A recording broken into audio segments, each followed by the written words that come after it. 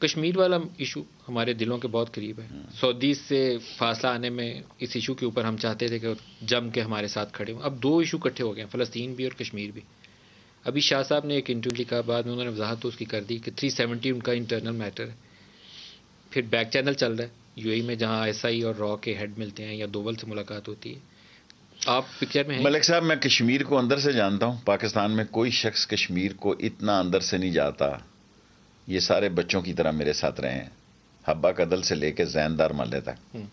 ٹھیک ہے جی, یہ وہ جگہ ہیں جہاں سے وہ مجاہدین وغیرہ آیا کرتے ہیں. میرا مطلب ہے لال چوک اور لال مسجد, میں اس لیے بولا کہ پاکستان کو پتہ چل جائے. لال چوک اور لال ویلی کا ایک خونی رشتہ ہے.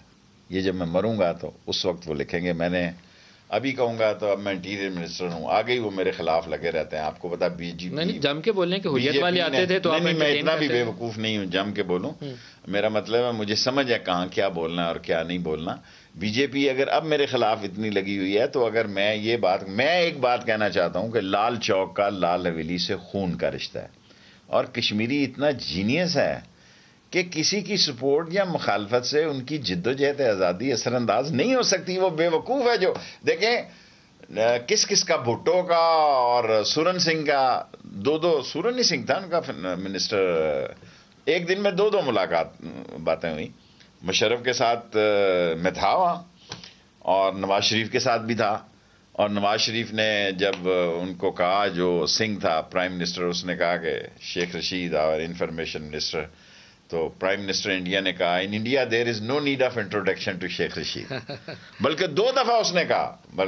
واجپئی کو ایک میں نے بات کہی جب ساری دنیا میں وہ میرے خلاف چلی گئی, ویسے میں نے بالکل اپنے ایمان کے حصے سے کہی اور آج بھی ایمان کے حصے سے کہتا ہوں کہ کشمیر کا مسئلہ حل کیے بغیر ہندوستان سے تعلقات ٹھیک نہیں ہو سکتے. جس نے کرنے ہیں وہ کر کے دیکھ لے, بائیڈن کر کے دیکھ لے, روس کر کے دیکھ لے, جو مرضی کر کے دیکھ لے.